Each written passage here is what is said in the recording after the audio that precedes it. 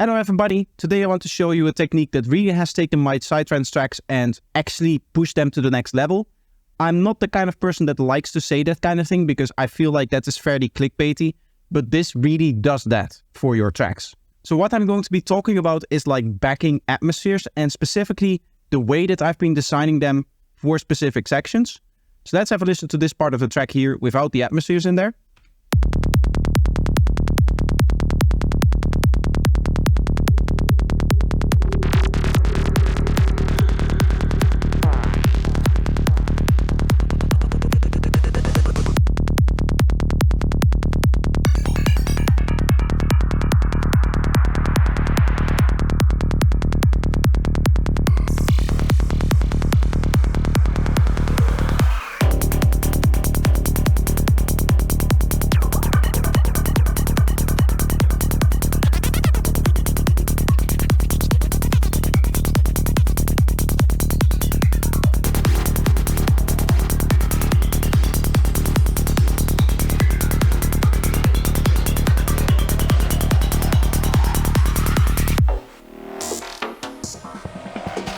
So this for the longest time would be the way that I would write Psytrance tracks, is I would just put in like maybe small atmospheres, like definitely this first guy over here, I would classify this as like an atmospheric sound.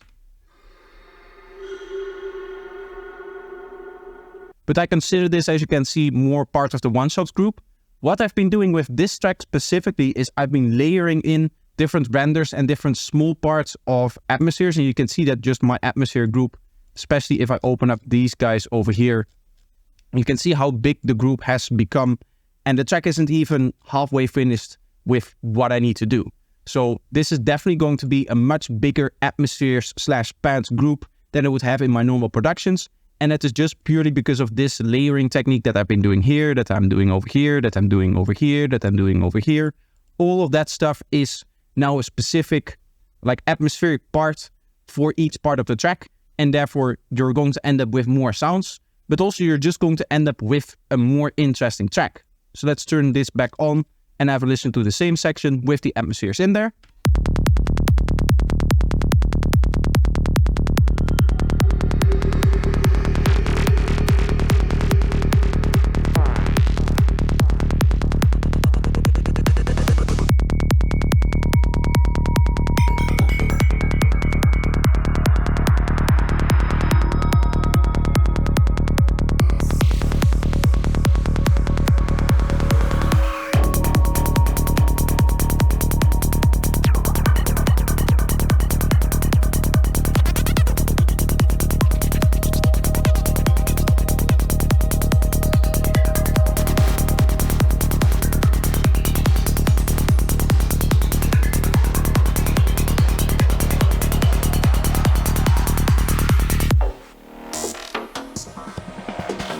You can hear that it just adds a little bit of an extra dimension to the track in the sense that there's never really a foreground element in there, but there's this continuous like slow morphing pad style mid-range stuff happening right behind your synths that are playing that is just extra interesting.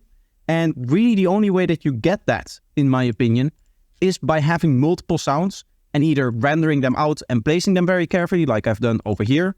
So these guys, as you can see, are all like neatly placed atmospheres that are, one is like fading in while the other one is fading out. So this guy fades out, then this guy fades in, this plays for a little while, it fades out, next guy fades in, and then that continues throughout all of the individual sounds here. Or another way that I've been doing it, I guess specifically in this guy here, is that I'm just literally playing patches of pad sounds, and the pad sounds may have an attack that starts over here, so that it's full volume here, or it may have an attack that is this long, or whatever the attack may be. I'm just redefining that with the gain over here at the utility. And you can hear that after that, with a little bit of compression, delay, and reverb on there, you get a really nice kind of same morphing style idea.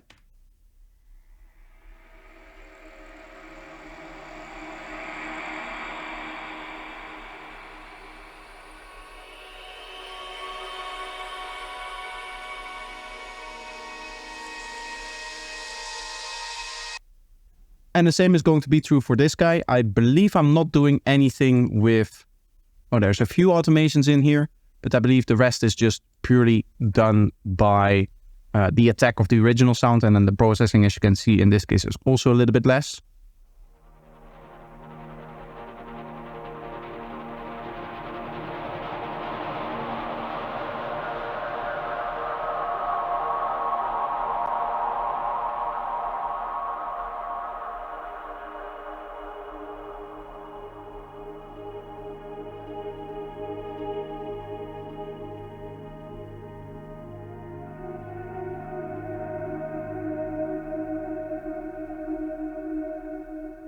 Now you can hear what kind of sound you need for this, and it's not going to surprise you that all of these guys are going to be different instances of Omnisphere.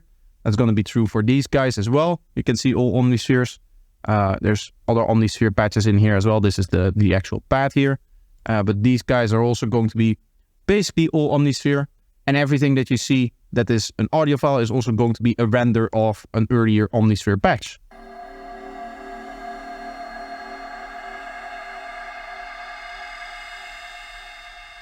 I believe this one may have been sound designed by myself in Serum.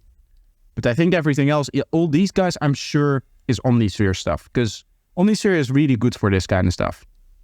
So what I want to show you today is how I do that in actual XD inside of Omnisphere itself. But there's other plugins that you can use for this. I know not a lot of people use Omnisphere. And one thing that you're just going to need is a very good pad/atmospheric sound synthesizer. There's actually a plugin that I have that is specifically designed for this kind of stuff. It is called Abyss here. It's a plugin that I don't use often. In fact, this is the first time that it opens in this particular project, so it takes a little bit longer. But this also comes with a whole bunch of different presets that are basically these kind of things here. I can go through a few of them.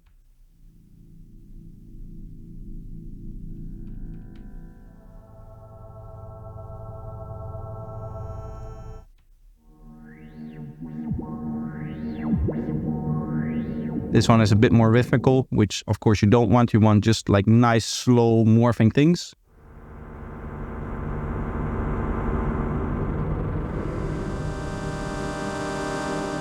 Something like this, and if you just add more attack to it, then it can work.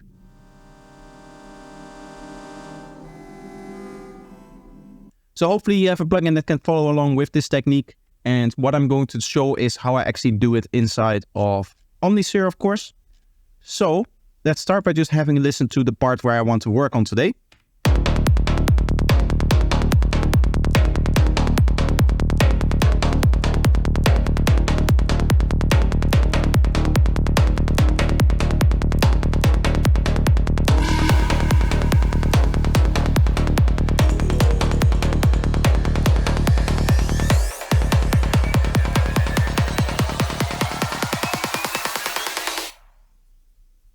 As you can hear, we have a part that is a little bit boring now. I might add a one-shot or two in there.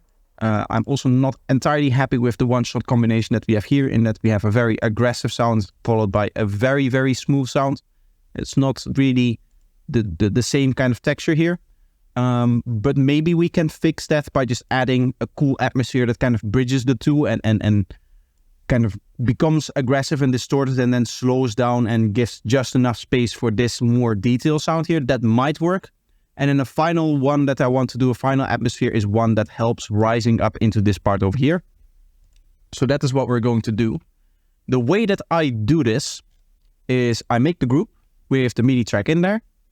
And I have a fairly specific workflow of doing this because Omnisphere is a little bit of a heavy, need to be there. Omnisphere is a little bit of a heavy plugin opening up,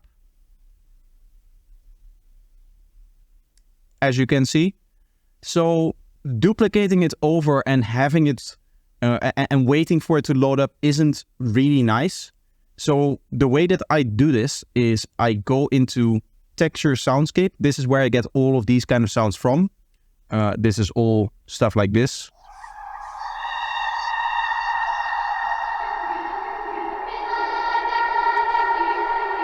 This one is already really cool, so I like that. What I'm going to do is I'm going to duplicate that over. And while we wait for it to duplicate over, we just close it as soon as it does. That means that we're back in this guy over here. And we can just click to the next one. And now we have a copy of that bending light one. This is, or no, sorry, the Call of the North preset is now saved in this guy. And we don't have to worry about losing that preset again.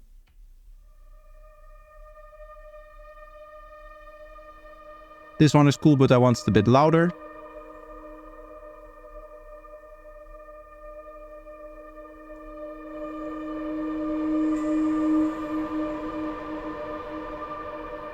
That might be a cool one to be the first.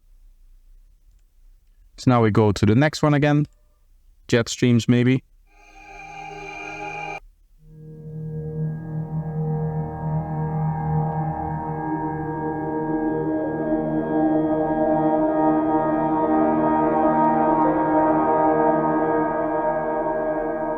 This might be a cool one to try to come out of that distorted one-shot thing. So again, duplicate, click off, and now we need one that is going to work its way into the riser.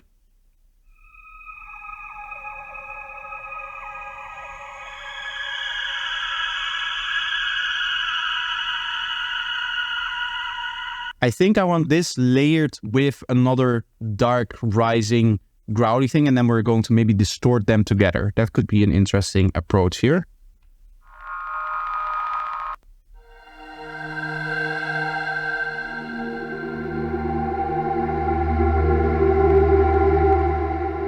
That's cool. What I'm going to just do is turn up the amplitude envelope to 20 on this guy.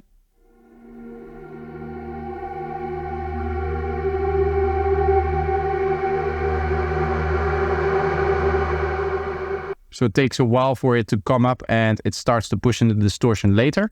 So now we have this whole set of presets that we can play around with, and we can just lay out the exact range that we want and the notes that I want to play, of course.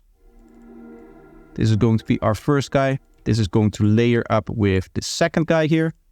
I think this guy takes not a lot of time to come in.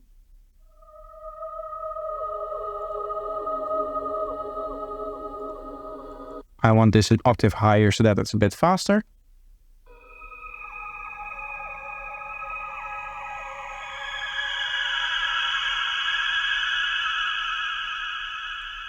That's cool. I like how it's kind of fades up until the end there. And what I'm going to do is have that come in over time a bit more. As we said, these two guys are going to distort against each other. So let's set that up now. One thing I should probably do is the group processing first. So this is the group. We're now processing the group of all of the atmospheres. I am going to add an EQ that is going to remove low frequency stuff. We're going to add echo. For delay, just 1/8 dotted delay standard stuff. We're going to add more reverb. Of course, with atmospheric stuff, delay and reverb adds more atmosphere. Large space, maybe like the chorus chamber, something like 4 seconds, and a dry wet's just below 50. And then finally, I'm going to set up a utility that we're going to use later. First though, the distortion here, just standard saturator should do the trick because they're both at 0 dB still. They should pretty quickly start to distort against each other here.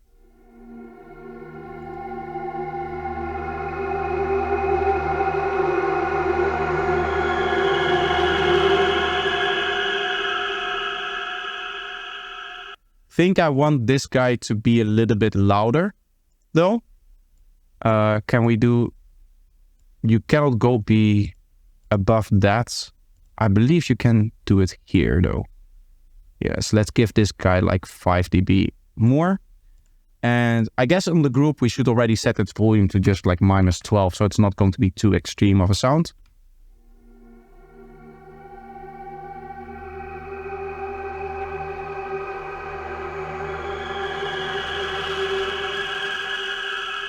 And we're just going to get a little bit of that distorted texture towards the end here, which is hopefully going to layer really nicely with the rising part of this track here. We have this guy, which I believe I said needed to be the atmosphere that bridges from here to here, hopefully.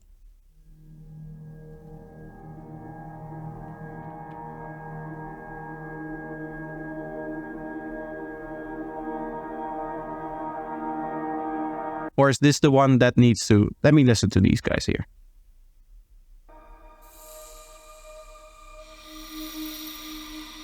This seems to be a detail that can be placed in here.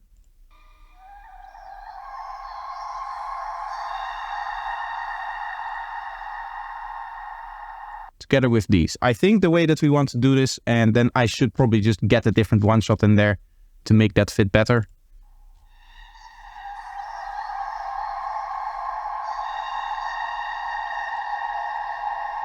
This guy here, this guy probably over here, and then this is the guy that is going to come in from the start. You are like that. And then we're going to set the volume. This guy to come in a little bit over time.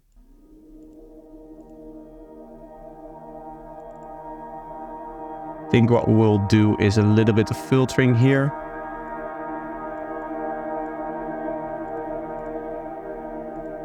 Like that and like that.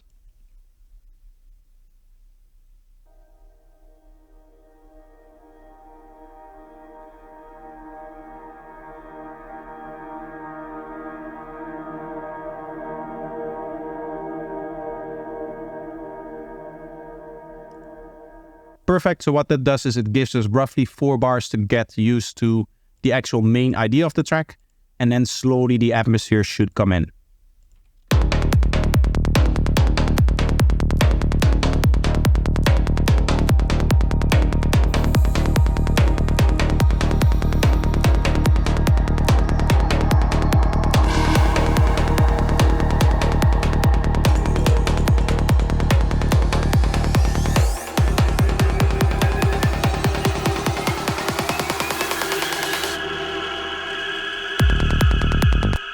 As you can hear, there's a little bit of an issue here in that the atmospheres continue. I would like them to stop when the riser stops. Speaking about the riser, something that I also need to do is make sure that this riser stops here. This is the riser that we made in the last video. Depending on how it goes uploaded, maybe it's going to be the other way around, but this is also going to be a video, that riser there.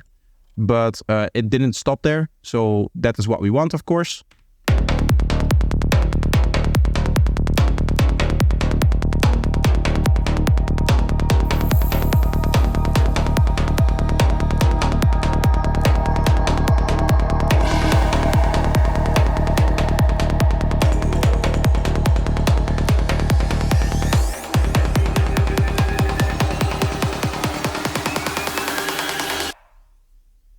And as you can hear, now we have a clean stop for all of the different elements. And it's a nice way to get into what the fill is actually going to do and then into the next part. So hopefully you can hear how this is a really cool way of just adding extra details to your tracks and just making them more interesting. One final thing that I want to say is you could hear how these two guys were different every time. The cool thing about Omnisphere is that some of the patches have some like innate randomness to them.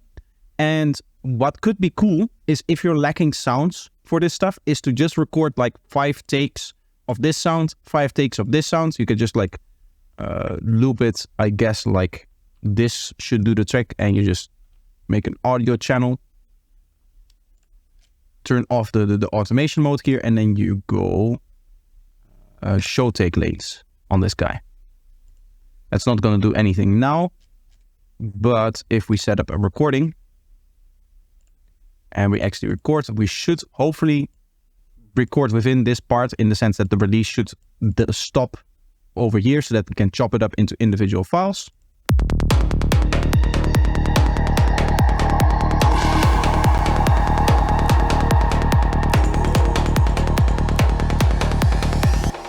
That's not going to work, so we have to do it like this. Delete this guy and start over.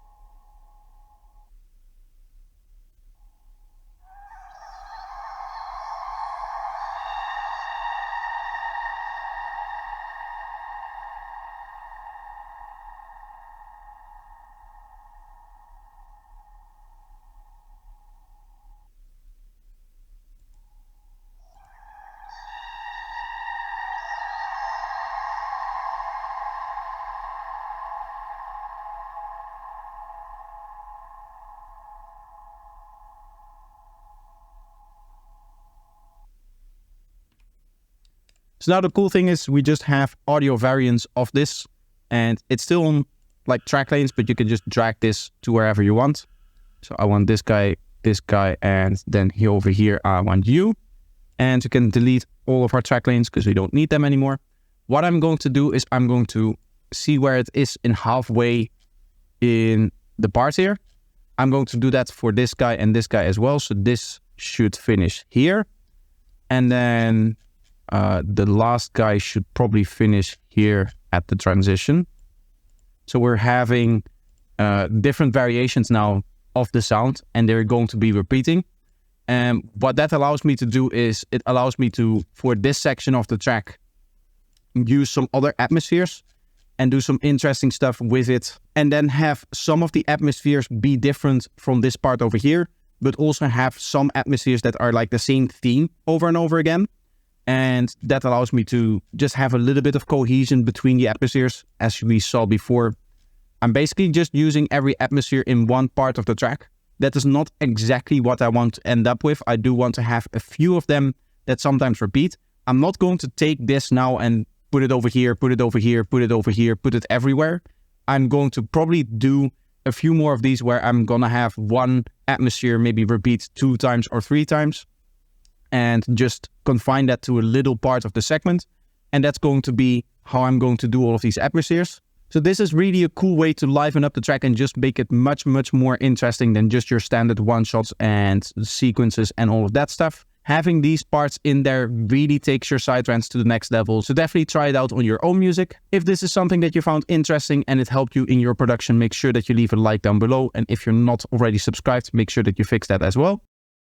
Another way to support the channel is by becoming a premium member, which you can do here on YouTube, on Patreon, or on Twitch by becoming a subscriber there. It gives you access to a whole bunch of different benefits like early access to videos, priority in feedback queues, and discount codes for my products. So thank you if you checked it out, and I hope to see you in the next one. Bye bye.